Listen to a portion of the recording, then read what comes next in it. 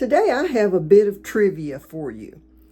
I was just sitting, here in my kitchen doing a little bit of cleaning and stuff while I'm doing my tomatoes. And I was thinking back to when I first started my Canon page, and I remember asking them a question, and a lot of them knew what I was talking about. They knew the answer to this question. I just wonder how many of you know the answer to this question.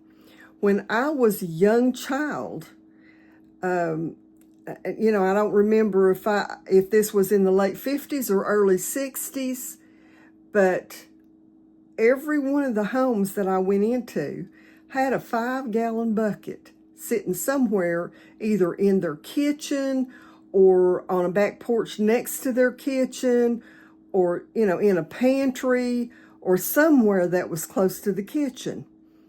I just wonder how many of y'all know what that 5-gallon bucket was used for.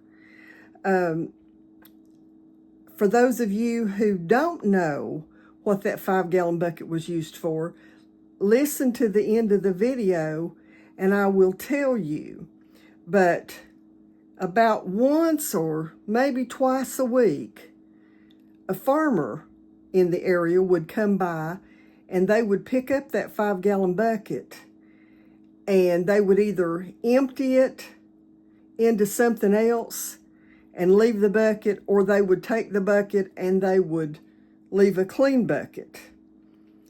And so what they were doing back in those days, families helped each other, neighbors helped each other.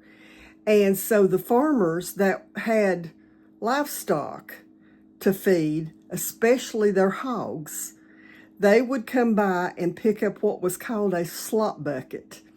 That was where the families threw all of their scraps into that bucket, and probably about twice a week, a farmer would come by and pick it up, and they would take those scraps, that slop as we called it, to feed their hogs.